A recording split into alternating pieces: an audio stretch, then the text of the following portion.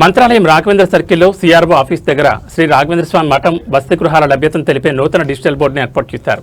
పీఠాధిపతి సురేంద్ర తీర్థ స్వామీజీ ఆదేశాల మేరకు మేనేజర్లు ఎస్కే శ్రీనివాసరావు, ఐపీ నరసింహమూర్తి దీన్ని అందుబాటులోకి తెచ్చారు. ఈ బోర్డు ద్వారా ఎన్ని గదులు ఖాళీగా ఉన్నాయో లైవ్లో చూడొచ్చు. భక్తుల సౌకర్యార్థం ఈ సాంకేతికతను అందుబాటులోకి తెచ్చినట్లు మఠం వర్గాలు తెలిపాయి.